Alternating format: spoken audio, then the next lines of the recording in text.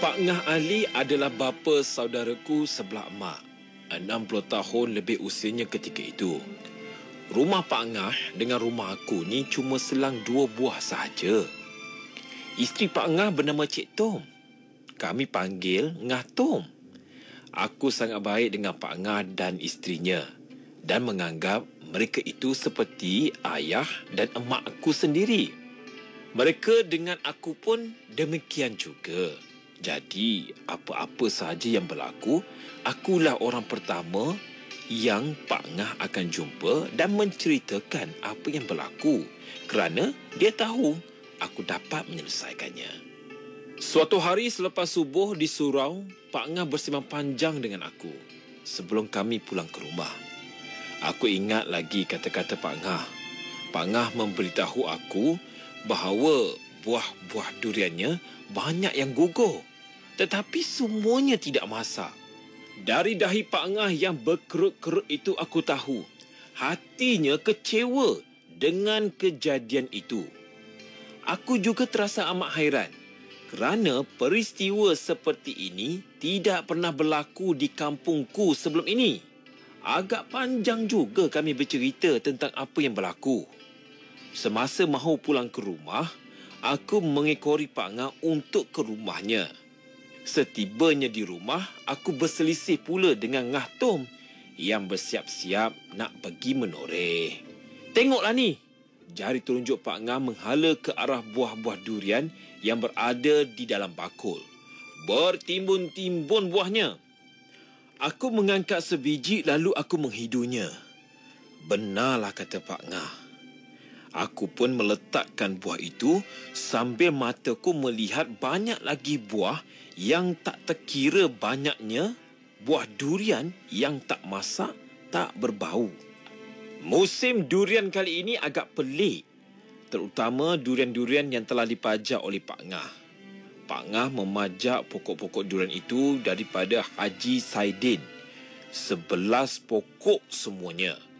Pak Ngah pajak hampir RM800. Buah memang lebat, hampir 2,000 semuanya. Dalam kiraan Pak Ngah, mungkin Pak Ngah akan mendapat untung sekali ganda dan berbaloi selepas ditolak upah pekerja. Sepatutnya durian-durian itu akan gugur dalam seminggu 2 lagi. Tengoklah pokok-pokok kepunyaan Pak Long Aziz, Pak Ngapat dan Tok Jang Pah. Buah-buah yang luruh sudah mula buang buruk. Sebiji pun tak boleh dimakan, apatah lagi untuk dijual. Seminggu 2 lagi, barulah buah-buah itu akan elok. Keadaan sebegini sememangnya sudah biasa dan sangat-sangat difahami oleh pekebun durian di kampungku. Hari demi hari berlalu, durian Pak Ngah yang gugur semakin banyak. Pak Ngah tidak lagi membawa pulang buah-buah itu. Pak Ngah longgokkan di kebun saja. Kata Pak Ngah, biar ia jadi baja di situ. Jika dibawa pulang pun buat penat je, kerana tak laku kalau dijual. Nak dibuat bubur dah tak larat nak makan. Dan apa lagi yang boleh dibuat sekarang? Kita tidak mempunyai kuasa untuk menahan buah-buah itu daripada gugur. Sekadar melihat dengan berputih mata saja. Kasihan Pak Ngah. Dia seolah-olah sudah jatuh di tipe tangga. Cukup banyak air matanya mengalir mengenang nasib yang diterimanya itu. Begitu jugalah dengan Mak Ngah Tom. Walaupun kekecewaan bertapak di hatinya, semangatnya lain sedikit daripada Pak Ngah. Dia menerima sebagai ketentuan ilahi. Nak buat macam mana? Dah tak ada rezeki, kata Mak Ngah Tom kepada orang kampung. Orang kampung pun turut bersimpati dengan nasib yang menimpa Pak Ngah dan Mak Ngah. Suatu hari aku lihat beberapa orang pegawai dari Jabatan Pertanian masuk ke dusun Pak Ngah. Aku yakin kehadiran mereka tidak lain untuk membantu Pak Ngah mengatasi masalah yang menimpanya. Katanya begitulah. Apabila berjumpa dengan aku, Pak Ngah menceritakannya kepada aku perkara sebenar. Kata Pak Ngah, pegawai yang datang untuk menyiasat perkara itu pun pening kepala. Tiada kejadian seperti ini pernah direkodkan. Andaian demi andaian dibuat dan analisis demi analisis dilakukan. Termasuklah mengambil sampel akar dan getah pokok durian untuk dianalisa. Entahlah, kata Pak Ngah. Pak Ngah seakan-akan putus harapan dan seolah-olah tiada jalan untuk menyelesaikannya.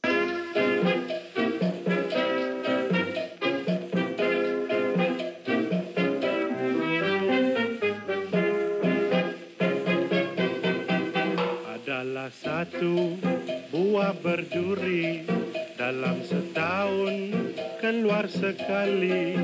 Antara buah-buah di dalam negeri dapat gelaran permaisuri.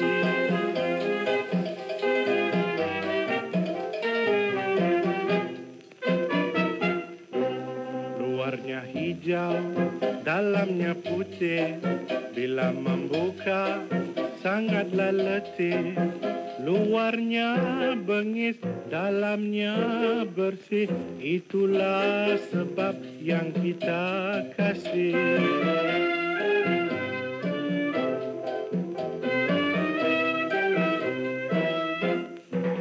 Kulitnya tajam dan sangat bengis, tersilap pegang tentu menangis.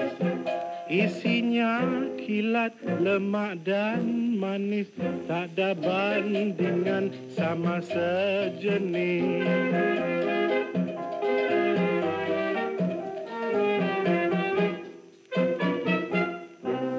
Itulah dia buah durian, masyhur di kampung dan juga pekan. Sangatlah lazat jika dimakan bersama-sama pulut dan santan.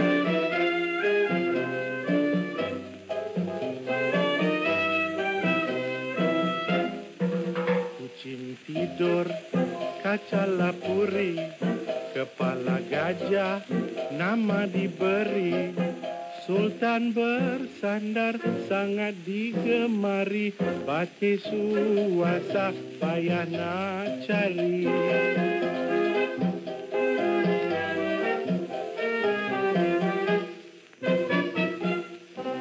Durian memberi satu ajaran kepada insan bersama hewan.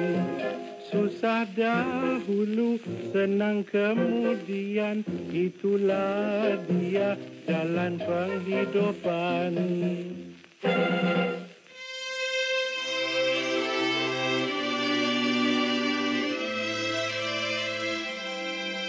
Seminggu selepas kejadian itu berlaku, buah-buah durian di atas pokok sudah tiada lagi. Kasihan sungguh aku melihat Pak Ngah dan Mak Ngah. Mereka pun tidak memikirkannya lagi. Biarlah mereka rugi kali ini.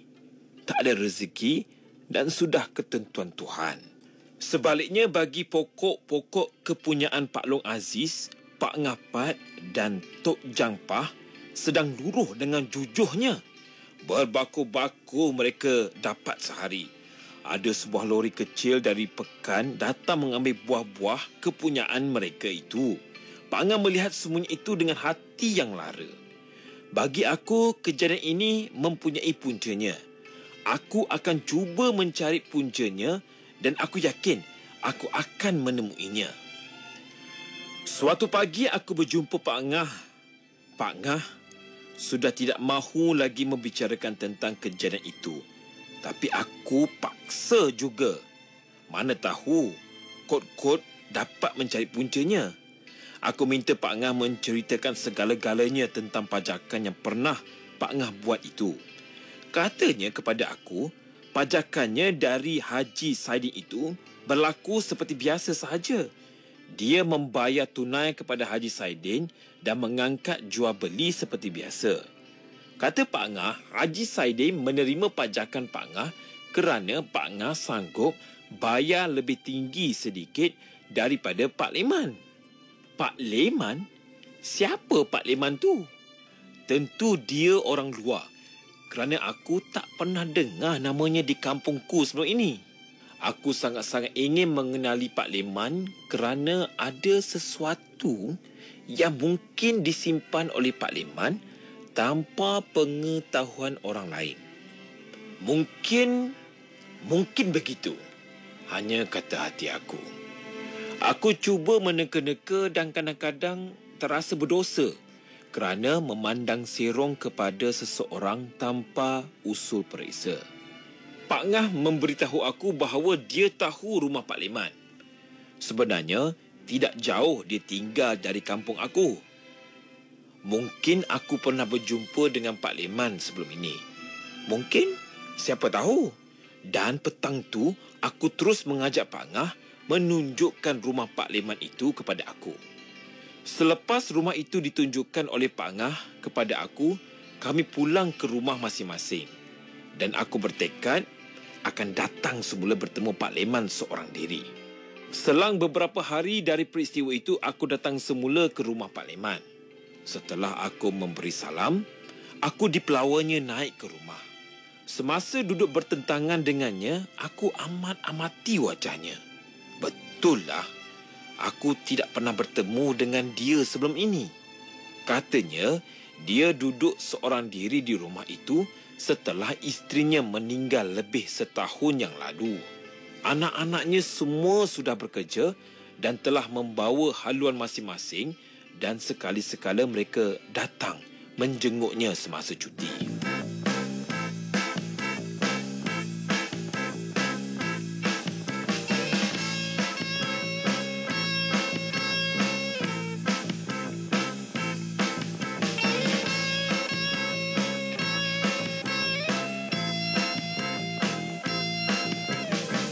Entah jadi entah nyap, sekarang dia datang lagi. Ada bunga dekat pokok, dekat dusun, dekat kampung. Buah dah nak besar, dekat dusun payah lebar. Ambil pisau menebas, bagi inti buat jalan. Rio dari hutan, tanda kami jaga deyan. Bawa buah satu jalan, jual buah beli makan. Bila gelap sudah tiba, kita haruslah berjaga. Kalau kita buat lupa, buah hilang tak ke mana.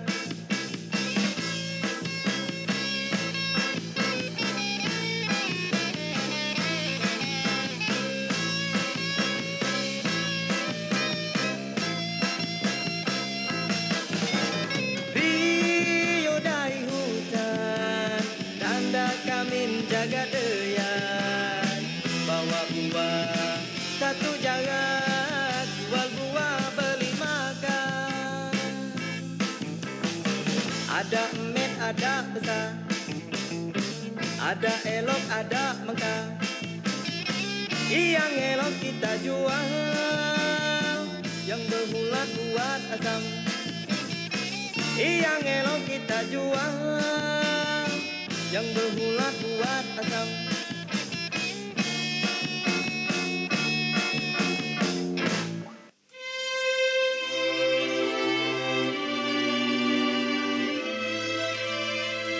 Aku memberitahu tentang tujuan aku datang.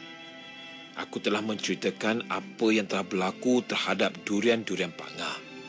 Aku menceritakan bagaimana kesedihan yang telah menimpa Pak Ngah dan isterinya.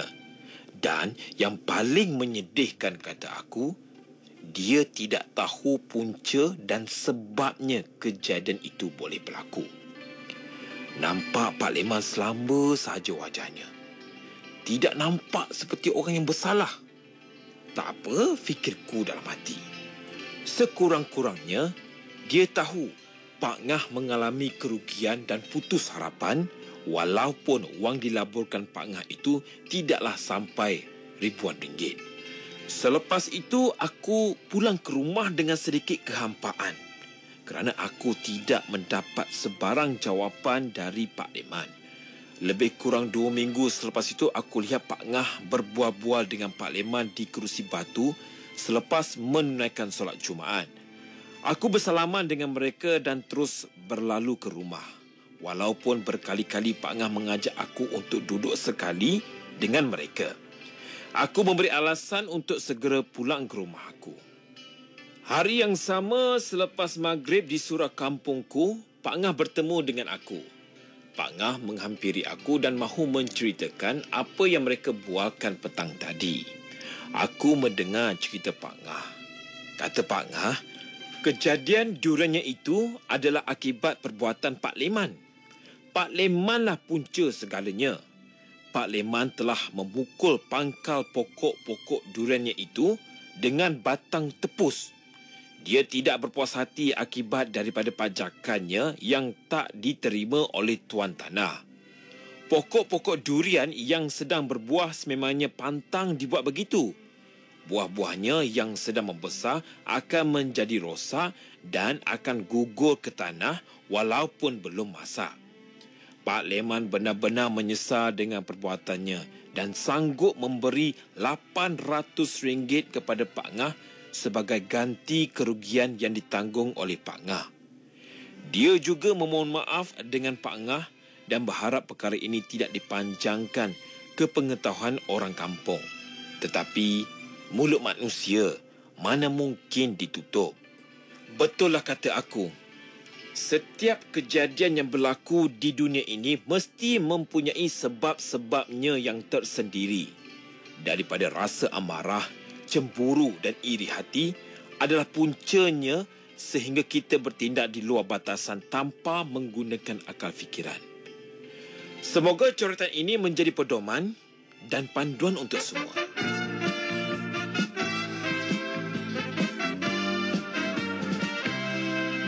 Mari, hei kawan-kawan, beli durian, jangan segan. Aku jual pagi dan petang untuk mencari uang sekoyan. Rasa lazat kalau dimakan, tidur malam kepanasan. Oh durian, tiada bandingan. Oh durian, baunya menawan. Oh durian, tiada bandingan. Oh durian, baunya menawan.